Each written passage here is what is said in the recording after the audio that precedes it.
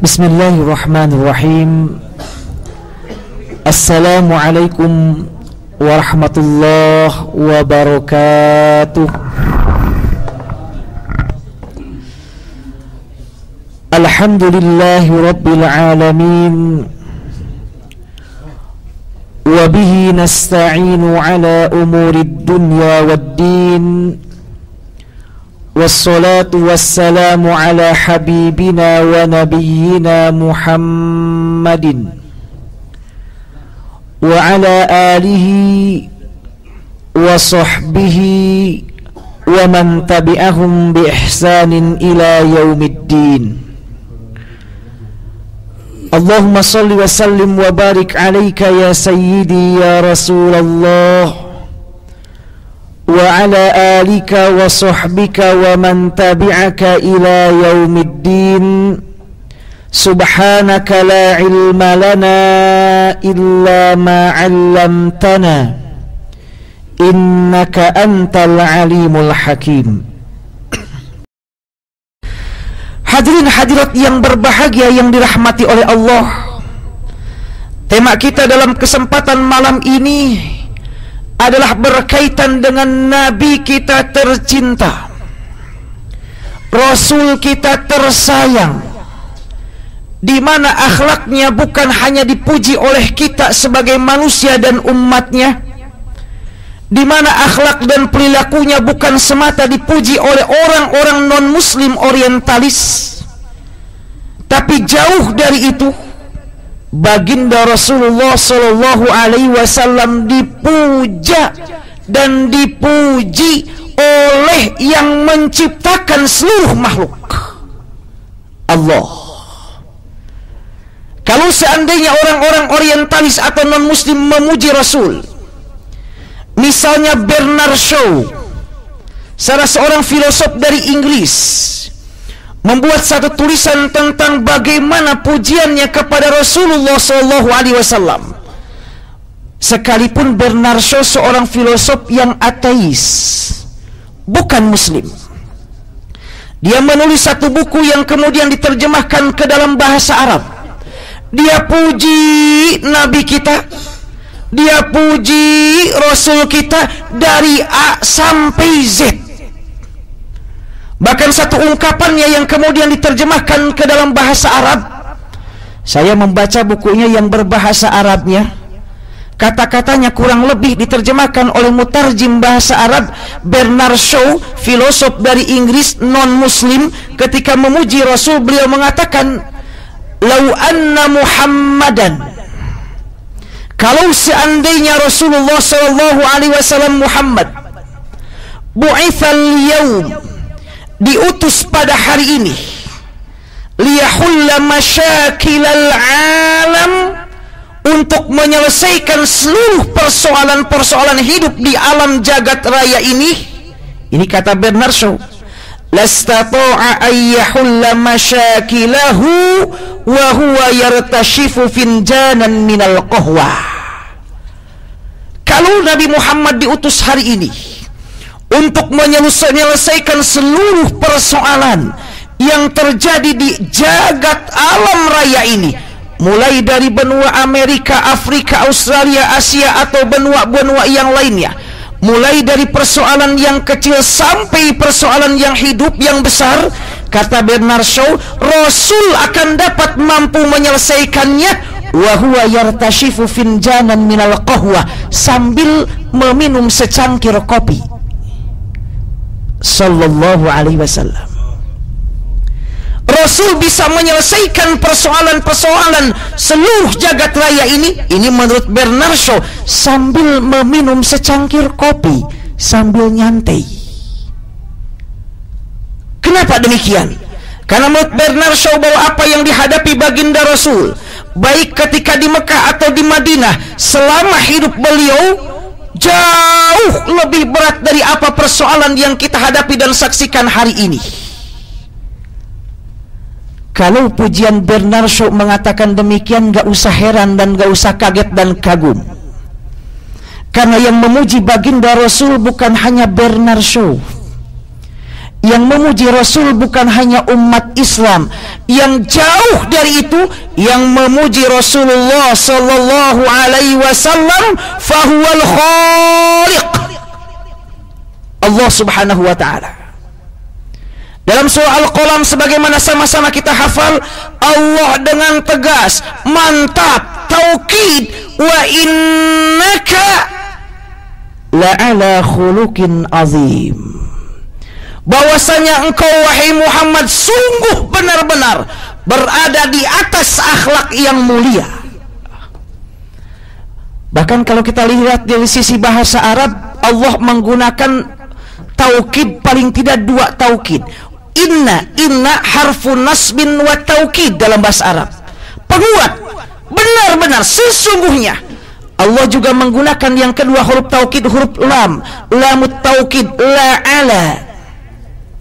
Wa innaka, sesungguhnya engkau Rasulullah, la'ala, betul-betul berada di atas, bukan berakhlak lagi, di atas. Allah itu di atas. Allah tidak menggunakan lazu yang memiliki, tidak. Bukan Allah mengatakan wa innaka lazu khuluqin azim, tapi Allah mengatakan wa innaka la'ala khuluqin azim. Artinya ini akhlak yang mulia, Rasul di atasnya sallallahu alaihi wasallam. Habibuna, nabiyuna, rasuluna sallallahu alaihi wasallam. Malam Ahad kita sudah lihat dalam bagan dari mana silsilah beliau, dari Nabi Ismail. Saya sudah sampaikan juga bahwa nasab beliau yang disepakati para ulama sampai Adnan, kurang lebih ada 21 nama orang. Muhammad bin Abdullah bin Abdul Muttalib bin Hashim bin Abdul Manaf bin Qusay bin Kilab bin Murrah bin Ka'b bin Ghalib bin Fihr bin Malik bin An-Nadr bin Kinanah bin Khuzaimah bin Mudrikah bin Ilyas bin Al-Mudar bin Nazar bin Ma'ad bin Adnan sallallahu alaihi wasallam. Habibuna, yang kita nantikan syafaatnya kelak di hari kiamat. Allahumma ij'alna min ummatika ya arhamar rahimin, min ummati sallallahu alaihi wasallam allati tanalu syafa'at sayyidina Rasulullah sallallahu alaihi wasallam. Amin ya rabbal alamin. Kita lihat hari ini bagaimana Allah menggambarkan Rasulullah dalam Al-Quran. Sekaligus apa kewajiban kita dengan Rasulullah sallallahu alaihi wasallam. Kita awali yang pertama, bahwa Allah menjelaskan dalam surah Al-Baqarah ayat 253. Allah berfirman, tilkar rusulu faddalna ba'dahum ala ba'd. Ada rasul-rasul, kata Allah, yang kami lebihkan satu dari yang lainnya. Jadi kalau seandainya Nabi Muhammad adalah sayyidul anbiya wal mursalin, rajanya para nabi dan rasul, Allah lebihkan dari seluruh nabi dan rasul. Itu yang mengatakan bukan ulama, itu yang mengatakan bukan Rasulullah, yang mengatakan adalah Allah. Tilkar rusulu faddalna ba'dahum ala ba'd, minhum man kallama Allah wa rafa'a ba'dahum darajat. Allah melebihkan satu nabi dan rasul dari yang lainnya. Bahkan dalam surah Al-Ahqaf ayat 3, dalam surah Al-Isra ayat 55, Allah kembali menegaskan, walaqad faddalna ba'dhan nabiyyina ala ba'din. Kami telah melebihkan sebagian nabi-nabi dari nabi-nabi yang lain.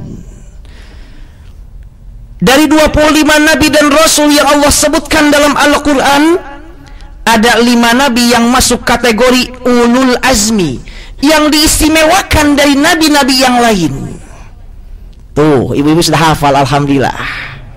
Mudah kalau dikasih rumus nama, mimin. Cuma awas, ibu harus hafal apa terjemahan dan singkatannya. M pertama, sallallahu alaihi wasallam Muhammad. Yang kedua, I-nya Isa. Yang ketiga, M-nya Musa. Yang keempat, I-nya Ibrahim. Nggak ada Idris, ibu, Ibrahim. dan yang ke N-nya Nuh sallallahu alaihi wasallam. Hadirin yang berbahagia, dari 5 ulul azmi yang Allah lebihkan dari 25 nabi rasul lainnya, Allah melebihkan Rasulullah nabi kita Muhammad sallallahu alaihi wasallam. Makanya dalam surah Ali Imran ayat 81, ini diantara bentuk bagaimana nabi kita sangat dimuliakan oleh Allah. Dan awas bahwa apa yang terjadi di alam raya ini, jangankan adanya nabi dan rasul, geraknya satu langkah semut di jagat raya ini tidak ada istilah kebetulan. Nggak ada. Oh, ketahuan banget kata Pak Bedi. Tidak ada kebetulan. Loh, kenapa? Allah sudah mengaturnya. Allah sudah merencanakan nabi yang pertama Adam, nabi yang terakhir Rasulullah. Allah sudah merencanakan. Tidak ada istilah kebetulan. Rabbana ma khalaqta hadza batila abadan. Tidak pernah ada yang batil. Semua benar. Allah sudah merencanakannya. Dan di antara yang Allah istimewakan untuk nabi kita sallallahu alaihi wasallam, tidak ada satupun nabi ataupun rasul yang Allah utus ke alam dunia ini kecuali Allah mintai janji sebelumnya. Apa mintai janjinya? Kalau kamu hidup sejaman dengan Rasulullah Muhammad, kamu akan meyakininya, kamu akan mengimaninya, dan kamu akan menolong dan membantunya, bahkan akan menyampaikan kepada umatmu untuk juga beriman kepada Rasulullah sallallahu alaihi wasallam. Dalilnya dalam surah Ali Imran ayat 81. Allah berfirman, wa idh akhadallahu mitsaqan nabiyyin lama ataitukum min kitabin wa hikmah thumma ja'akum rasulun musaddiqun lima ma'akum la tu'minunna bihi wa la tansurunna qala aqrartum wa akhadhtum ala dhalikum isri qalu aqrarna qala fashhadu wa ana ma'akum minasyahidin. Kata Allah, ingatlah ketika Allah mengambil janji dari para nabi semuanya. Ketika Allah memberikan kepada kalian kitab dan hikmah. Apa? Kalau seandainya datang Rasul nanti yang membenarkan apa yang ada pada kalian nabi-nabi sebelumnya, mereka para nabi akan mengimani Rasul tersebut, Rasulullah. Mereka juga akan menolong dan membantu Rasul tersebut, Rasulullah sallallahu alaihi wasallam. Karena itu Imam Ibnu Katsir, saya lihat dalam tafsirnya, beliau mengutip perkataan Imam Ali bin Abi Thalib dan Ibnu Abbas. Ini ketika menafsirkan ayat ini, Ibnu Katsir mengutip perkataan Imam Ali dan Ibnu Abbas, di mana keduanya mengatakan, ma ba'atsallahu nabiyyan minal anbiya illa akhadha alaihi al-mitsaq. Tidak ada satupun Allah, nabi dan rasul yang Allah utus kecuali Allah mengambil janji dari mereka. Apa janjinya? La in ba'atha Muhammadan wa huwa hayy la yu'minanna bihi wa la yansurunna. Kalau seandainya Nabi Muhammad diutus pada zaman Nabi tersebut, di mana Nabi tersebut hidup sezaman dengan Rasulullah, kamu wahai Nabi, kamu wahai Rasul harus berjanji akan mengimani Rasulullah. Bahkan bukan hanya mengimani, tapi juga menolong, membantu Rasulullah. Bahkan kata Imam Ali, bukan hanya itu juga akan memerintahkan wa amarahu ayyakhudhal mitsaq ala ummatihi, juga akan memerintahkan umatnya untuk kembali juga sama-sama mengambil janji bahwa mereka juga akan beriman dengan Rasulullah, bahwa mereka juga akan menolong Rasulullah. Jikalau Nabi Muhammad diutus pas semasa dengan Nabi Isa, Nabi Isa akan beriman kepada Rasulullah dan menolong Rasulullah. Dan Nabi Isa akan memerintahkan seluruh pengikut-pengikut dan kaum-kaumnya juga untuk beriman kepada Rasulullah SAW. Ali Imran 81. Bahkan istimewanya bagaimana Allah menggambarkan Rasul kita dalam Al-Quran. Masya Allah, Allah mengawali dalam banyak ayat menyebut nama Nabi Muhammad lebih dahulu daripada nabi-nabi yang lain. Padahal Nabi Muhammad adanya setelah nabi-nabi yang lain. Dalam istilah bahasa Arab, dalam Al-Quran ada yang disebut dengan at-taqdim wa ta'khir, didahulukan dan diakhirkan. Apapun yang dalam Al-Quran Allah sebutkan didahulukan, maka itu mempunyai arti yang sangat penting. Kalau dia berupa dhamir munfasil, maka itu mempunyai yufidul hasra, seperti iyyaka na'bud, hanya kepadamu ya Allah. Kalau dia berupa yang lain, itu menunjukkan pentingnya, istimewanya orang, makhluk, manusia yang disebutkan lebih dahulu dari yang lainnya, padahal Rasulullah adalah nabi paling akhir. Tapi dalam banyak ayat Allah sebutkan paling awal. Misalnya bisa dilihat dalam surah Al-Ahzab ayat 7. Allah berfirman, wa idz akhadna minan nabiyyina mitsaqahum. Ingatlah ketika kami mengambil dari seluruh para nabi janji-janji mereka. Lalu Allah menyebutkan yang pertama, wa minka, dan darimu Muhammad. Nabi Muhammad pertama. Lalu yang kedua, wa min Nuh, dan dari Nuh. Yang ketiga, wa Ibrahim, dari Ibrahim. Dari Musa, Isa, wa akhadna minhum mitsaqan ghalidha. Allah menyebut Nabi Muhammad lebih awal daripada Nabi Nuh, padahal Nabi Nuh datang jauh sebelum Nabi Muhammad. Ketiga, sebagai kita lihat kemarin, Adam, Idris, Nuh. Allah juga mendahulukan Nabi Muhammad dari Ibrahim. Nabi Ibrahim nabi yang ke-6 atau ke-7. Allah lebih dahulukan Rasulullah dari Nabi Ibrahim, dari Musa, dari Isa. Ini menunjukkan bahwa baginda Rasulullah Nabi kita amat sangat istimewa. Bukan hanya di depan manusia, bukan hanya di depan umatnya, tapi di depan Allah, di mata Allah Sallallahu alaihi wasallam.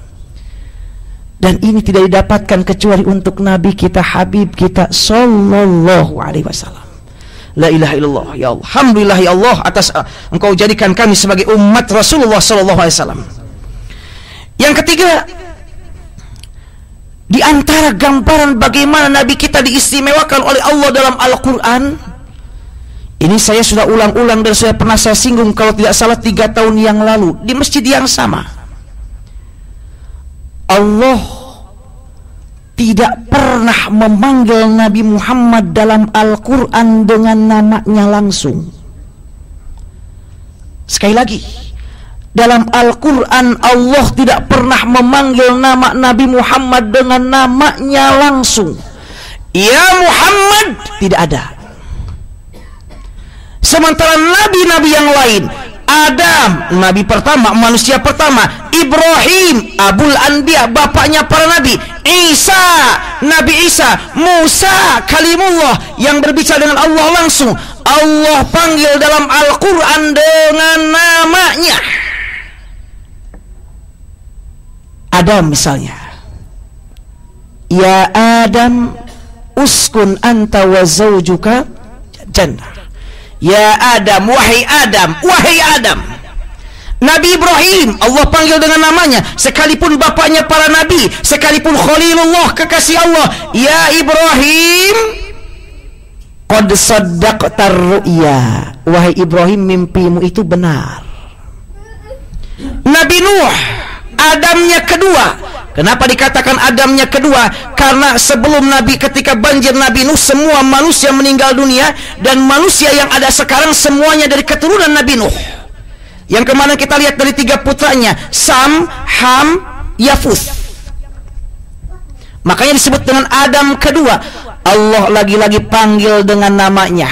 Ya Nuh, ihbit bisalamin minna wa barakatin alaik. Wahai Nuh, berlabuhlah dengan kedamaian dari perahu yang ditungganginya. Nabi Musa, nabi yang terkenal gagah, pemalu, soleh, kuat, yang Allah gambarkan wa kallamallahu Musa taklima. Allah berbicara dengan Musa langsung. Ada yang mengatakan belakang tabir, ada yang mengatakan langsung. Allah berbicara dengan Musa langsung. Nabi paling gagah, paling luar biasa, paling banyak disebutkan dalam Al-Quran, 136 kali Allah tetap memanggil dengan namanya. Ya Musa, inni ana rabbuka fakhla'na 'alaik, innaka bil wadil muqaddasi tuwa. Musa, wahai Musa, aku adalah Tuhanmu, lepas dua kasutmu, karena kamu sekarang berada di lembah yang disucikan di Mesir. Nabi Isa, Nabi yang Allah turunkan sengaja untuk menunjukkan kesempurnaan kekuasaan Allah, lahir dari seorang ibu tanpa bapak, tanpa laki-laki. Nabi yang sangat luar biasa solehnya, zuhud. 30 tahun diangkat menjadi nabi, 33 tahun diangkat ke langit menurut jumhur ulama. Meskipun sebagian mufassirin sebagai disampaikan oleh Imam Ar-Razi dalam tafsirnya, ada yang mengatakan Nabi Isa adalah meninggal juga. Dan ini tidak bertentangan dengan firman Allah, wa ma qataluhu wa ma salabuhu. Mereka Yahudi tidak membunuhnya dan tidak menyalibnya, karena ayat itu menekankan bukan meninggal tidaknya, tapi cara meninggal Nabi Isa, bahwa Nabi Isa tidak meninggalnya, tidak disalib, juga tidak dibunuh oleh orang-orang Yahudi.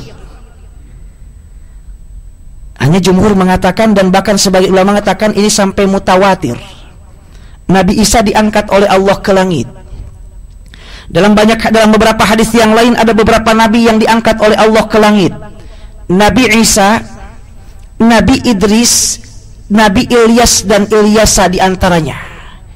Hanya menurut jumhur ulama itu adalah Nabi Isa. Tambah lagi menurut Imam Nawawi dalam kitabnya Tahdzibul Lughah, itu yang termasuk belum meninggal sampai sekarang Nabi Khidir, yang Allah singgung kisahnya dalam surah Al-Kahf. Orang bilang sebut dengan penguasa laut Allah. Terlepas dari itu, Nabi Isa Allah angkat. Makanya Nabi Isa menyebarkan Injil hanya 3 tahun. Apakah cukup? Gak mungkin. Gak cukup seumur jagung. Karena Allah sudah merencanakan setelah Isa akan ada Nabi penutup dan penyempurna, Nabi kita Sallallahu Alaihi Wasallam. Makanya nanti Nabi Isa yang diutus di akhir zaman untuk menghancurkan Dajjal. Rasulullah SAW dalam banyak hadis mengisahkan bahwa tanda-tanda kiamat ada yang tanda-tanda kecil dan tanda-tanda besar. Kalau tanda-tanda kecil sudah banyak terjadi sekarang, tinggal nunggu yang besar. Dajjal diantaranya. Di mana Dajjal akan turun, kata Rasulullah, hadisnya sahih, dalam waktu 40 hari. Para ulama mengatakan satu harinya seukuran sekian tahun, karena di akhir zaman sudah tidak jelas lagi, rotasi 24 jam, bisa lebih, bahkan bisa lebih lagi. Dajjal muncul. Bahkan yang lebih luar biasa lagi, saya mendapatkan dalam Sahih Muslim. Nanti Bapak Ibu lihat dalam Sahih Muslim, atau saya tulis dalam buku saya yang pertama, Setan Pun Hafal Ayat Kursi, hadis ini. Dalam hadis riwayat Imam Muslim dijelaskan ada sekian sahabat pernah berlabuh ke lautan. Lalu terjadi badai besar, kemudian kapalnya ombang-ambing, lalu para sahabat terdampar di sebuah pulau. Ini hadis sahih riwayat Imam Muslim. Di sebuah pulau, kemudian setelah terdampar demikian, dia menemukan sebuah hewan namanya Al-Jassasah, tidak jelas antara kepala dan ekornya, dan dengan izin Allah ini hewan bisa berbicara. Dia sampaikan, wahai fulan, itu di sana ada ruangan, di ruangan itu ada manusia yang sedang nunggu kalian sekarang. Para sahabat lalu datang menemuinya, hadis sahih riwayat Imam Muslim, menemuinya, terjadilah dialog, dan dialog tersebut kemudian menghasilkan bahwa orang tersebut dia mengaku, aku adalah Dajjal. Oleh karena itu para ulama mengatakan bahwa sejak masa Rasulullah, Dajjal sudah ada, berada di sebuah pulau yang tempatnya wallahu alam, hanya Allah yang tahu. Yang jelas dia di sebuah pulau. Sampai sahabat ini pun ketika pulang sampai lagi menceritakan kepada Rasulullah, dan Rasul mengatakan itu adalah Dajjal, tinggal menunggu instruksi dari Allah kapan dilepaskannya. Jadi sudah ada. Makanya kata dalam hadis yang lain, tidak ada satupun nabi kecuali berwasiat kepada kaumnya, jangan lupa doa agar terhindar dari Dajjal. Kalau bisa meninggal sebelum Dajjal muncul. Kalau yang nggak kuat-kuat iman, repot. Rasul menggambarkan sebelum Dajjal muncul nanti dunia akan kekeringan, susah air. Orang-orang beriman saat itu makannya hanya tasbih, subhanallah, alhamdulillah, la ilaha illallah. Ketika dunia sedang kekeringan, susah makanan, orang sikut kanan sini, emas gak berharga, yang dicari air dan makanan. Dajjal muncul dengan membawa kekuatan yang amat dahsyat. Setiap orang mau bilang, mau apa kamu? Saya mau buah-buahan yang banyak, tinggal kamu ikut saya akan berikan. Orang yang kuat imannya akan ikut. Kemudian Dajjal mengatakan, tuh lihat, seketika juga jadi buah-buahan yang diinginkan. Ada orang yang ingin, ya wahai Dajjal atau wahai fulan, saya ingin bertemu dengan ibu saya sudah meninggal dunia. Dajjal kemudian mengatakan, langsung ibunya berbicara, meskipun menurut para ulama itu jin. Orang kemudian berduyun-duyun, dan Rasul mengingatkan yang paling banyak pengikutnya adalah dari Yahudi, dan juga mohon maaf, ibu-ibu. Awas ibu-ibu, tapi bukan ibu-ibu Sydney, ibu-ibu Sydney, ibu-ibu sana. Insya Allah ibu sini soleh semuanya, solehah semuanya, masya Allah, masya Allah. Tidak ada bapak-bapak paling beruntung berbahagia punya istri-istri yang solihah. Amin ya rabbal alamin. Nabi Isa, Dajjal tidak ada yang bisa mengalahkan. Dan hebatnya ini, Rasul mengatakan, Dajjal kendaraannya bukan buruk, bukan unta, bukan kuda. Kendaraannya adalah keledai. Sampai digambarkan dalam hadis tersebut, keledainya lebih ganteng daripada yang nunggangnya. Tidak ada satupun kampung di dunia ini kecuali Dajjal pernah hinggap dan mendatanginya, kecuali Mekah dan Madinah. Karena setiap lubang di Mekah dan Madinah, malaikat senantiasa menjaganya. Tidak ada yang bisa mengalahkan Dajjal. Ujian paling berat dari Allah untuk kita manusia. Allah kemudian mengutus Nabi Isa untuk membunuh Dajjal ini. Nabi Isa lah yang membunuh Dajjal. Dan Nabi Isa punya multifungsi. Selain membunuh Dajjal, dalam keyakinan umat Islam juga ingin mengatakan, wahai orang-orang Kristen, wahai orang-orang Nasrani, kalian ini salah. Yang menganggap aku anak Tuhan, saya bukan Tuhan, bukan anak Tuhan, saya adalah manusia biasa yang diberi wahyu. Maka pada saat itu orang-orang Kristen atau orang-orang Nasrani yang Allah mendapatkan hidayah kemudian berbalik mengikuti dan tidak yakin lagi dengan Tuhannya Nabi Isa, tidak, tapi sebagai Nabi ikut semua dengan Nabi Isa. Kemudian Nabi Isa bunuh itu Dajjal sampai Dajjal hilang. Muncul yang berikutnya, Ya'juj dan Ma'juj. Ya'juj dan Ma'juj ada kelompok manusia yang sampai Rasul gambarkan kalau dia saking banyaknya, kalau kayak semut, kalau dia lewat ke sungai Nil, dalam waktu seketika sungai Nil kering. Ini yang membunuh. Wah, udah, ini nanti ceritanya lain, kok jadi hari kiamat ini. Ala kulli hal, Nabiullah Isa alaihissalam yang akan diutus di akhir zaman, khobarnya sampai mutawatir. Kita beriman seperti apanya, wallahu alam. Allah dalam Al-Quran tetap memanggil dengan namanya, ya Isa, inni mutawaffika wa rafi'uka ilai. Wahai Isa, dipanggil. Kecuali Nabi kita sallallahu alaihi wasallam. Tidak ada satupun ayat dalam Al-Quran di mana Allah memanggil wahai Muhammad. Tidak ada. Tidak pernah memanggil dengan namanya. Allah memanggil Nabi Muhammad dengan panggilan-panggilan Allahu Akbar, luar biasa. Ya ayuhan Nabi, wahai Nabi. Ya ayuhan Rasul, wahai Rasul. Ya ayuhal Muzammil, wahai orang yang berselimut. Ya ayyuhal muddathir, wahai orang yang berselimut. Tidak pernah Allah memanggil dengan wahai Muhammad, abadan.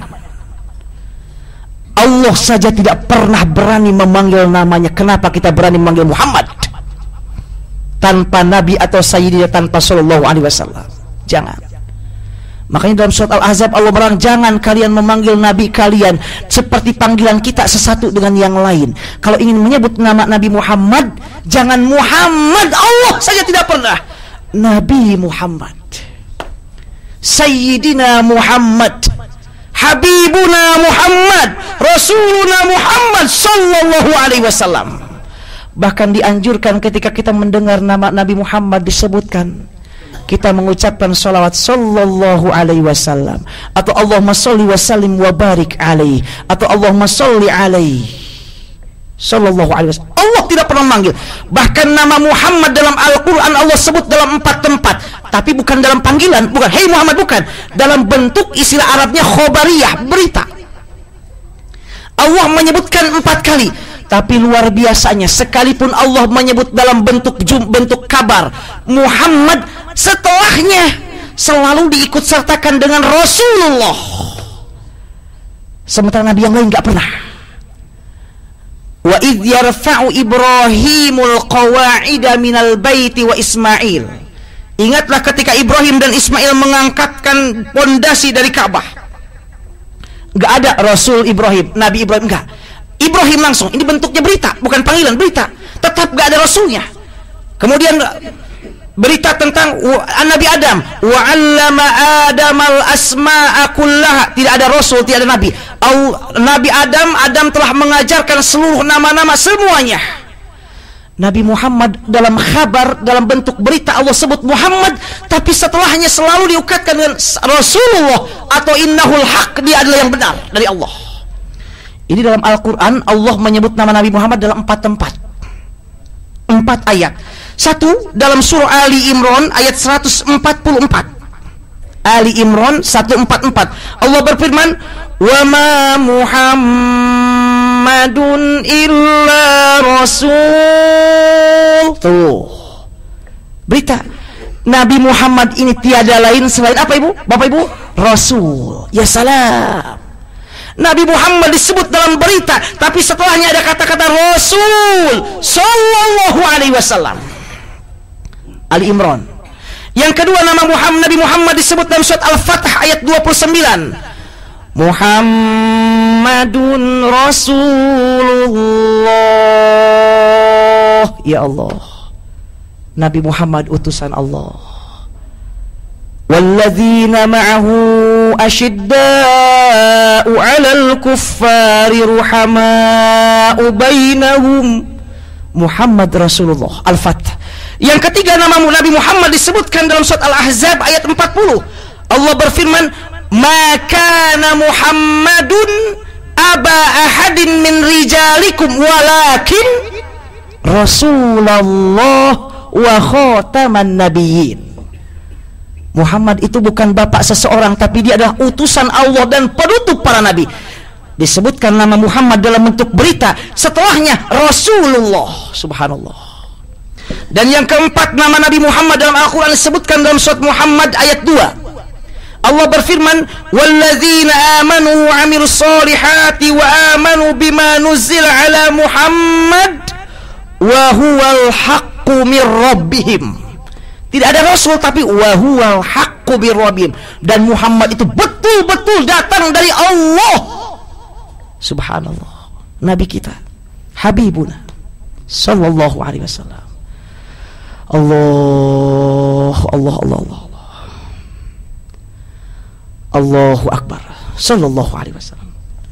Allah menggambarkan dengan luar biasa Nabi kita sallallahu alaihi wasallam. Mudah-mudahan kita termasuk umat yang mendapatkan syafaatnya kelak, amin ya rabbal alamin. Dan mencontoh sunnah-sunnah Rasulullah sallallahu alaihi wasallam. Yang berikutnya, kehususan gambaran Allah menggambarkan Rasulullah dalam Al-Quran.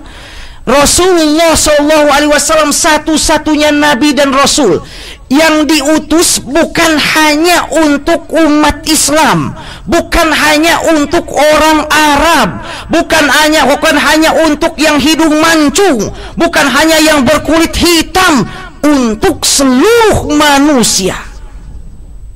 Nabi-nabi yang lain Allah utus hanya untuk kaumnya, hanya diutus untuk satu kelompok kampung atau negara, tidak untuk seluruh manusia. Hanya Rasulullah sallallahu alaihi wasallam. Apa dalilnya? Lihat hadirin yang berbahagia, dalam surah Al-Anbiya ayat 158 Allah berfirman, Qul, katakan Muhammad, ya ayuhan nas, wahai seluruh manusia, muslimkah anda atau non muslim, kulit putihkah anda atau kulit hitam, keturunan darah birukah anda atau darah kuning, semua Allah seru. Wahai Muhammad, katakan wahai manusia, seluruh manusia, inni rasulullahi ilaikum jami'a. Ya Allah, ada jami'an lagi taukid. Sesungguhnya aku adalah utusan Allah untuk kalian semuanya, tidak dipisahkan.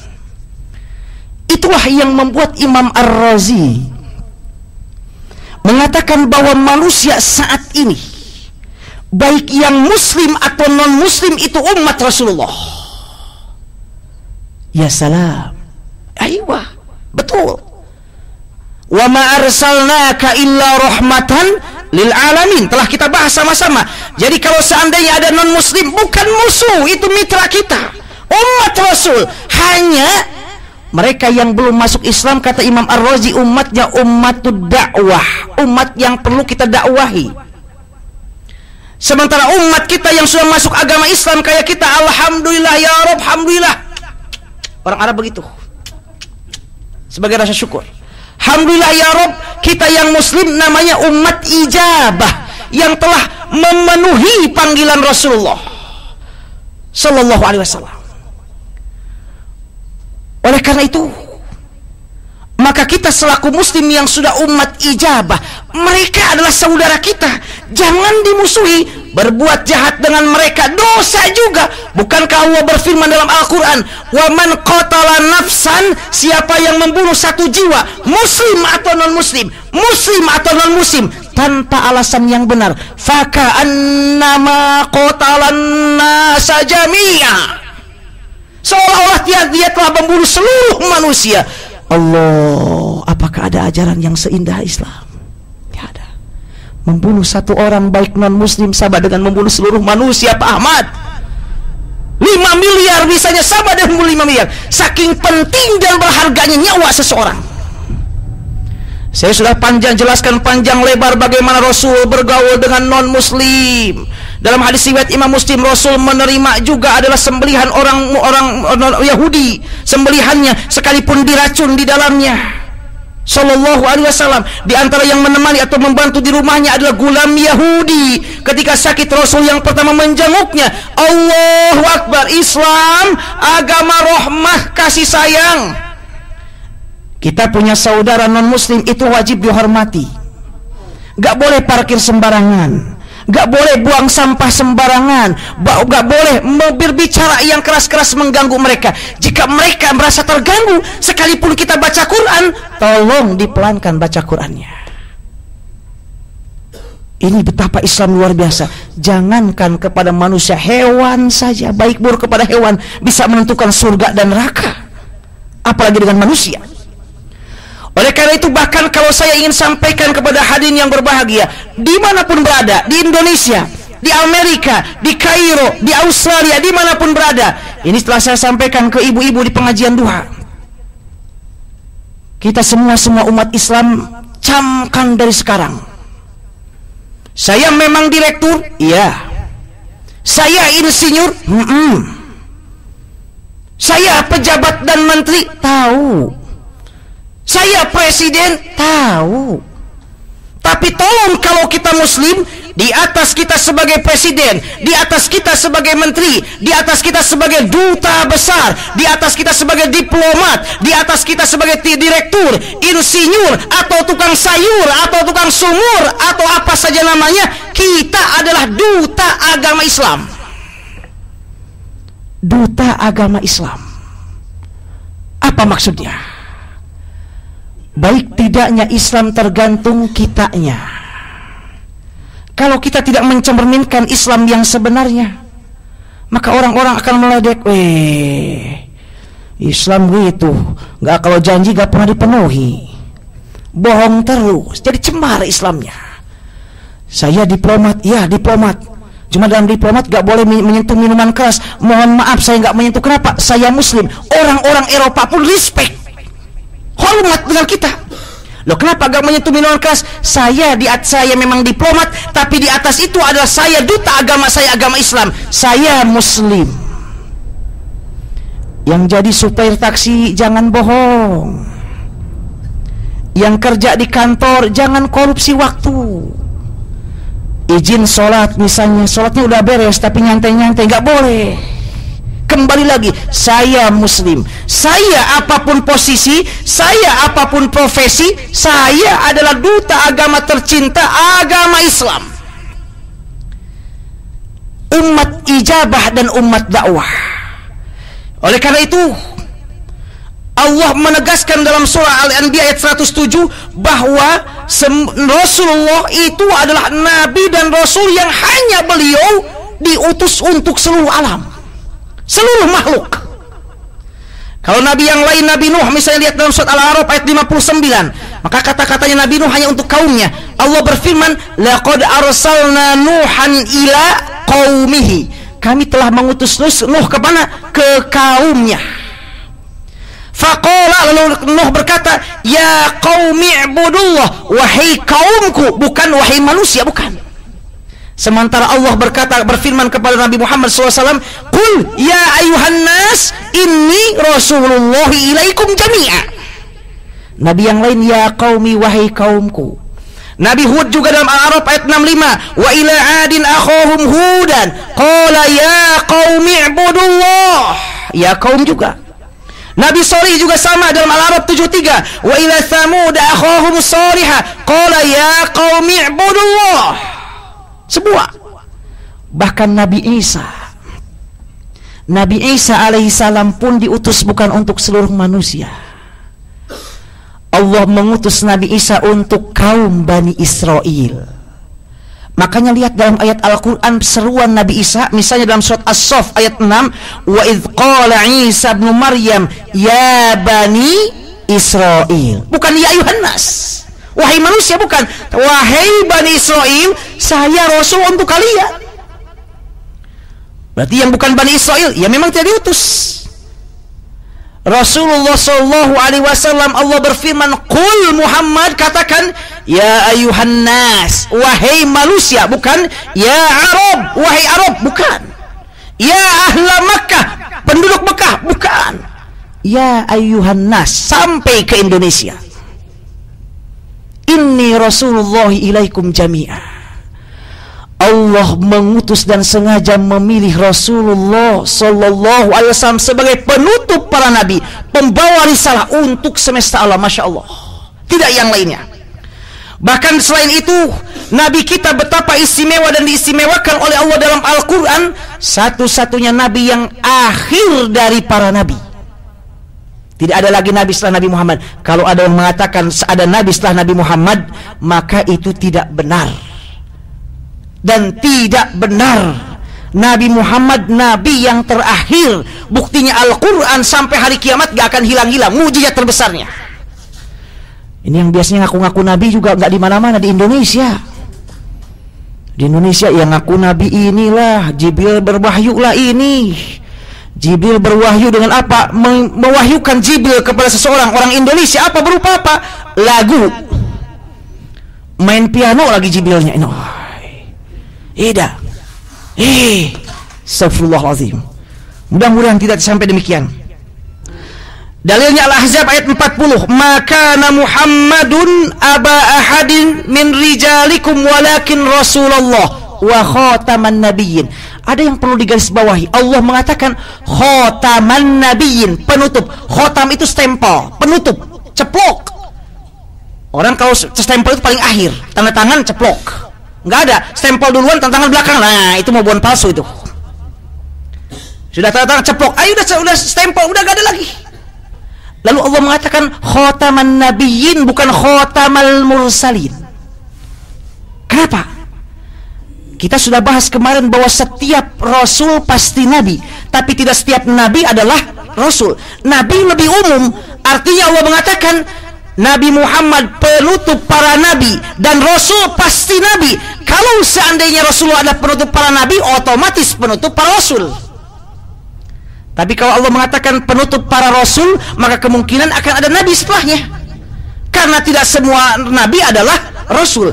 Penutup para rasul, ya rasul terakhir, tapi nabi bisa. Makanya Allah dalam surat Al-Ahzab menutup dengan khataman nabiyyin, penutup para nabi, bukan para rasul. Kalau nabi saya sudah tertutup terakhir, apalagi rasul. Nah ini. Lalu ini subhanallah. Dan saya kemarin hadisnya saya sampaikan kemarin, malam Ahad saya pernah singgung hadis riwayat Imam Hakim, wa qala al-Hakim sahihul isnad wa wafaqahu az-Zahabi. Imam az-Zahabi mensahihkan, wa sahahahu al-Albani, Albani yang terakhir mensahihkan. Apa? Hadis diterima dari Irbad bin Sariyah al-Silmi. Dia berkata, Rasulullah bersabda, kata Rasulullah, inni abdullah fi awalil kitab la khatamun nabiyyin wa inna adam lamunjadilun fi tinatihi. Kata Rasulullah, aku sudah tertulis dalam Lauhul Mahfud menjadi penutup para nabi ketika Adam masih berupa segumpal tanah. Hadis sahih. Adam belum diciptakan, Nabi Muhammad sudah ditetapkan akan menjadi akhir para nabi. Makanya saya sampaikan dalam riwayat dhaif kemarin, ketika Adam berbuat dosa lalu bertawasul kepada Allah, riwayatnya memang dhaif. Ulama berbeda pendapat, tapi dikutip oleh banyak ulama termasuk mufassir sebagiannya. Kita ambil, tidak apa-apa. Sampai disebutkan Nabi Adam ketika dikeluarkan dari surga bertawasul, as'aluka bihaqqi Muhammad, ya Allah, aku memohon kepadamu ampuni dosa-dosaku dengan pelantaran Nabi Muhammad. Lalu kata Allah, kaifa arabta Muhammadan walam akhluqhu, wahai Adam, bagaimana anda mengenal Muhammad sementara aku belum menciptakannya? Adam mengatakan, ya Rabb, lamma khalaqtani biyadik wa nafakhta fiyya min ruhik, rafa'tu ra'si fanazartu ala qawaimil arsh maktuban la ilaha illallah Muhammad Rasulullah. Ketika engkau ciptakan aku dengan langsung kekuatanmu, ya Allah, tanganmu, engkau tiupkan ruhku dengan ruhmu, lalu aku angkat kepalaku, aku lihat di tiang-tiang aras tertulis la ilaha illallah Muhammad Rasulullah. Tidak semata-mata engkau menggandengkan dan menyandingkan nama Muhammad dengan namamu, kecuali itu menunjukkan dia adalah hamba yang paling engkau cintai dan engkau sayangi. Lalu Allah berfirman dalam riwayat ini, kata Allah, sadaqta ya Adam, benar wahai Adam, dan ketahuilah wahai Adam, laula Muhammad ma khalaqtuka ya Adam. Kalau bukan karena Muhammad sallallahu alaihi wasallam, kalau bukan karena Muhammad, aku tidak akan menciptakanmu wahai Adam sallallahu alaihi wasallam. Nabi kita, Habibuna Rasuluna, Allahu Akbar, sallallahu alaihi wasallam. Bahkan dalam Al-Quran, hanya Nabi Muhammad yang Allah berikan sifat dengan akhlak yang istimewa luar biasa. Al-Qalam ayat 4, wa innaka la'ala khuluqin azim. Sungguh Muhammad sallallahu alaihi wasallam, engkau mempunyai budi pekerti yang istimewa. Bahkan akhlak ini yang harus kita kedepankan, wahai umat Islam dimanapun berada. Wahai umat Islam, persoalan terbesar umat Islam sekarang akhlak.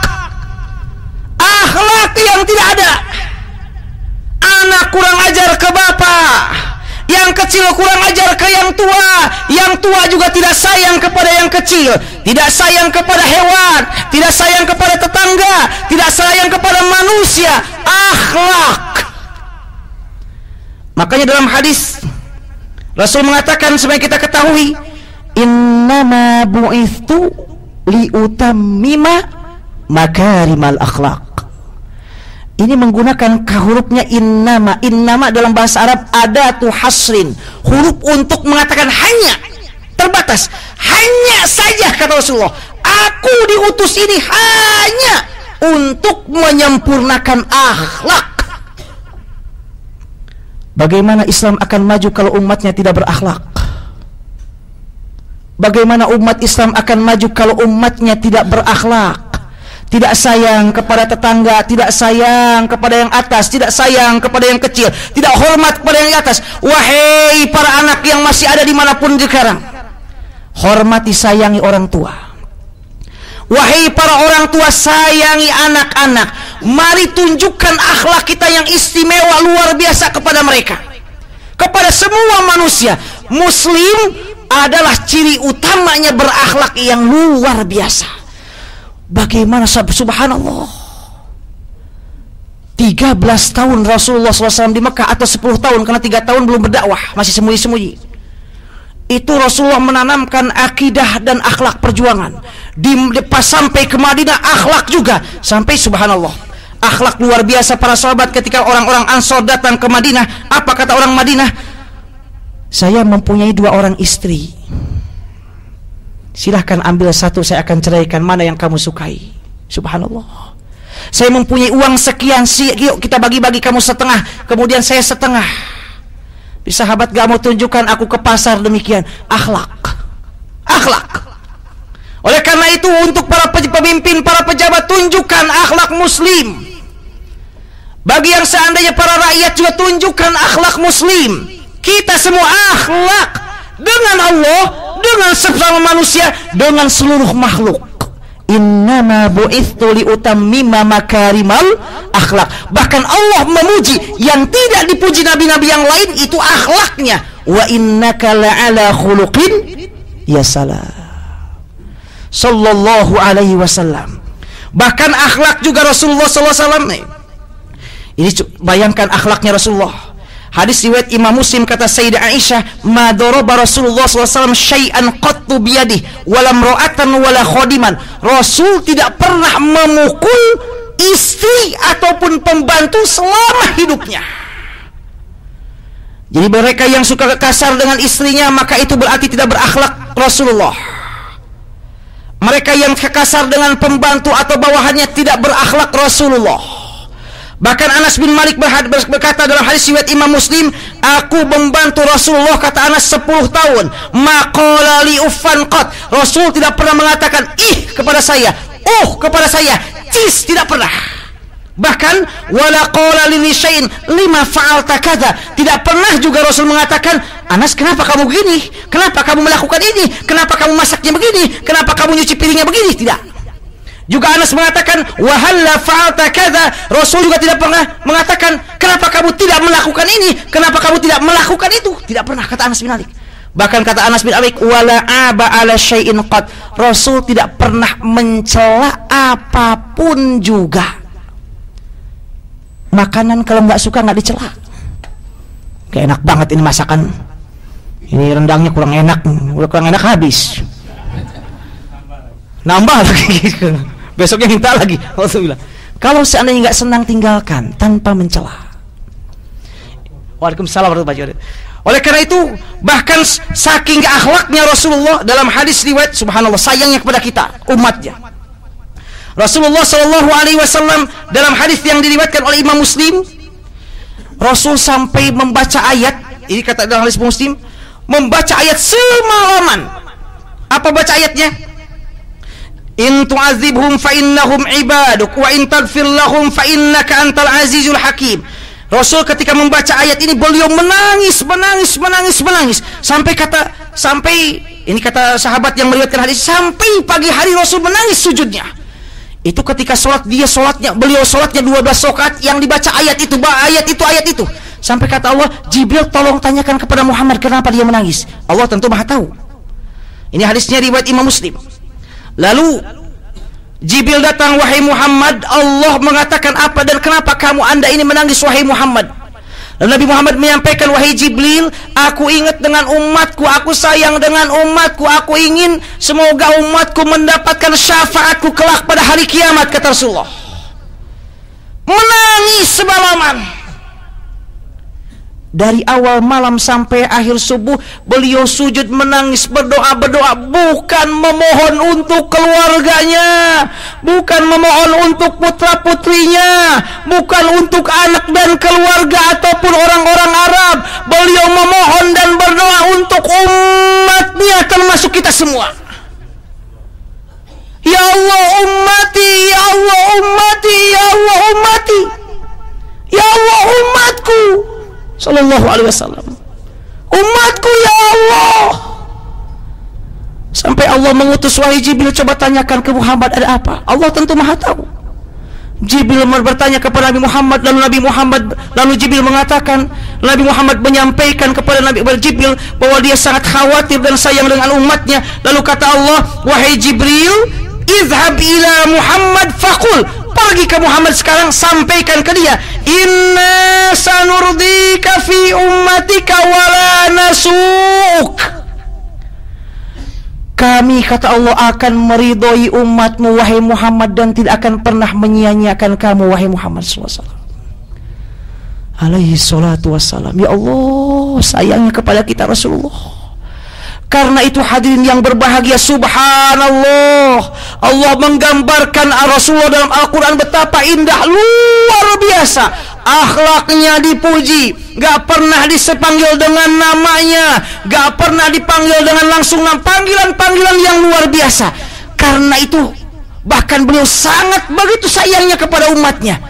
Maka kita umatnya, mari kita lebih mencintai Rasulullah.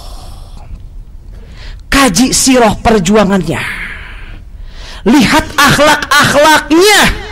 Sebelum yang lain, lihat akhlak-akhlak beliau, lalu praktekkan dalam kehidupan sehari-hari. Jangan lihat sisi yang lain, akhlaknya dulu. Akhlak dengan Allah, ibadahnya, kata Sayyidah Aisyah, subhanallah, hadis Bukhari Muslim. Rasulullah SAW sampai ketika kata Sayyidah, kalau sholat sampai kakinya bengkak memar. Lalu kata Sayyidah Aisyah, ya Rasulullah, lima fa'alta hadza, kenapa Anda lakukan ini? Wa qad ghafara laka Allahu ma taqaddama min dzanbika wa ma ta'akhkhar. Bukankah Allah telah mengampuni dosa-dosa Anda yang telah lalu dan yang akan datang? Kenapa Anda sholat seperti ini? Allah, kalau Allah sudah menjamin saya surga, sudah mengampuni dosa-dosa saya, tinggal nangkring aja, tinggal ngedol istilahnya, nyantai. Dari Pak Ahmad juga taunya, Bapak Ibu lagi ya, tinggal nyantai, udah dijamin surga. Ya Allah, dijamin surga, Rasul dijamin surga, ibadahnya jauh dari kita, bengkak kakinya, Allah memar. Saya juga sama, kaki bengkak, tapi lain sebab dan alasannya. Bengkaknya ini karena keinjak kaki meja. Sallallahu alaihi wasallam karena khusyuk beribadah. Lalu apa jawaban Rasulullah ketika Sayyidah Aisyah mengatakan, wahai Rasul, kenapa Anda lakukan demikian? Allah sudah ampuni dosa-dosa Anda yang telah lalu dan akan datang. Rasul menjawab, afala akunu abadan syakuro.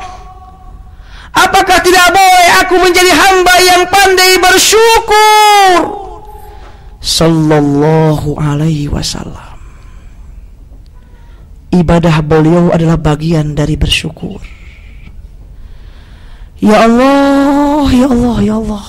Dari mana kita, di mana kau lihat dengan Rasulullah, ya Allah. Ibadah Rasul bagian dari bersyukur. Saya sholat bukan bersyukur kepada Allah karena merasa punya hutang.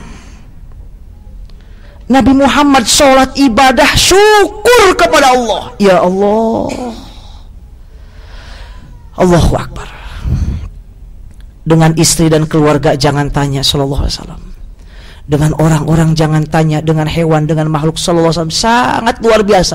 Karena itu Allahu Akbar, mari kita tiru Rasulullah dari A sampai Z-nya, khususnya ibadahnya, akhlaknya,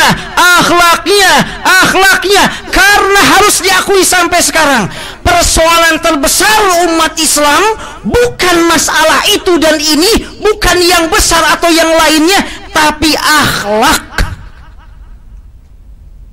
Tidak ada merasa kepengawasan diri dalam diri kita, saya khususnya. Coba lihat mereka-mereka yang korupsi di Indonesia. Lihat, saya yakin mereka Pak Haji semuanya. Bahkan hajinya mungkin hanya sudah plus 5. Hak kuadrat 5. Haji.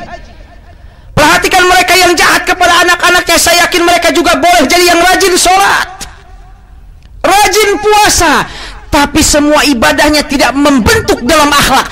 Karena boleh jadi dia berpikiran bahwa ibadah hanya sholat dan zakat, puasa, haji. Abadan. Tidak demikian. Islam itu adalah satu kesatuan yang gak boleh dipisahkan satu sama lain. Anda sholat, Anda puasa, Anda zakat, harus baik juga dengan orang. Akhlaknya tunjukkan. Subhanallah, Rasul sampai menggambarkan sampai orang bermuka senyum kepada sesamanya pun itu bagian sedekah. Coba kalau ini kita praktekkan. Apa kabar? Sambil kita lihat orangnya, Assalamualaikum, sambil senyum. Yang menjawabnya, Waalaikumsalam, apa kabar? Dengan penuh sayang. Masuk ke apa namanya, ketemu orang muslim, Assalamualaikum. Sebelum good day, good mic, Assalamualaikum. Good mic gak ada, good day mic Pak Ahmad. Sebelum itu Assalamualaikum dengan muka yang senyum. Assalamualaikum, Assalamualaikum. Masya Allah. Bahkan Rasulullah mengatakan di antara kita biar bisa masuk ke surga dengan damai dan selamat apa? Absyus salam, tebarkan salam, alaman arafta wa man lam ta'rif, kepada orang yang kamu kenal dan orang yang tidak kita kenal. Assalamualaikum. Di Mesir dipraktekkan. Masuk ke bis, Assalamualaikum. Masuk ke bis. Ketemu di pasar, saya mau beli, Assalamualaikum ya habibi. Waalaikumsalam, ahlan wa sahlan, faddal. Kalau nggak nonton bola, kalau nonton bola nggak. Kalau sedang nonton bola ahli dan Zamalek, Assalamualaikum. Ya Allah.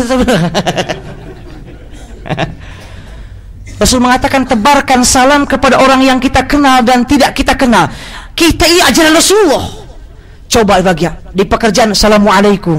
Insyaallah. Assalamualaikum, ketemu Assalamualaikum, Assalamualaikum, di bawah Assalamualaikum. Salam menebar di mana-mana. Orang-orang non-muslim itu iri sebenarnya dengan agama kita. Karena mereka gak punya simbol begitu. Coba mereka ketemu apa? Good morning. Semua orang good morning juga. Yang Yahudi, yang Nasrani good morning, good morning. Kita Assalamualaikum. Turun dari bis, Alhamdulillah. Mau makan, Bismillah. Ada terus. Agama yang lain coba lihat, gak ada. Tapi yang jadi masalah kadang kita asing dengan ajaran kita yang indah. Contohnya, saya waktu pulang dulu ke Jakarta naik bis, karena biasa di Mesir naik bis itu Assalamualaikum. Saya praktekkan naik bis 76 Ciputat Senen. Bis patas AC, ya namanya kita dari Kairo, kayak pesantren, pakai baju koko, celana kain, kayak orang biasa.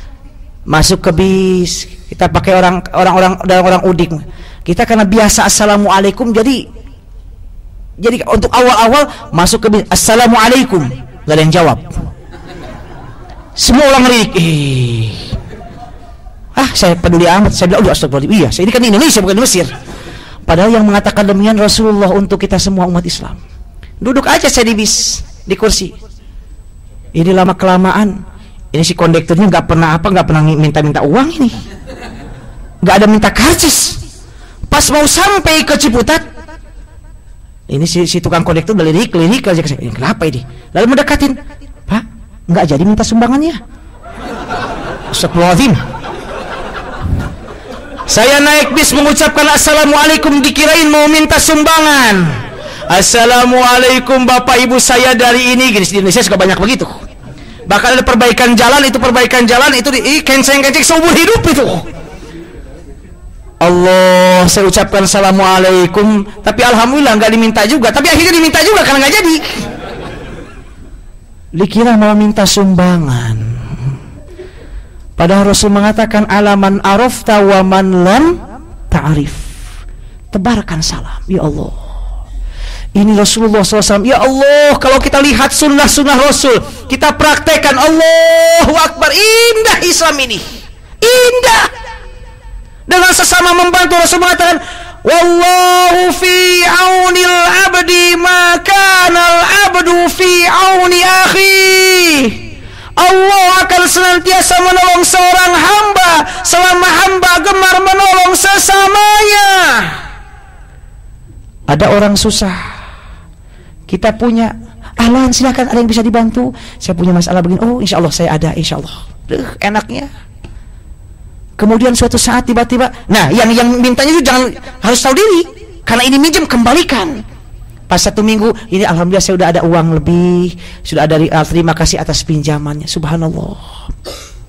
Karena itu hutang piutang dalam Islam jangan dilebihkan. Kenapa? Karena hutang piutang dalam istilah fikih bukan akad muawadhah untuk keuntungan, tapi akad tabarru untuk menolong orang.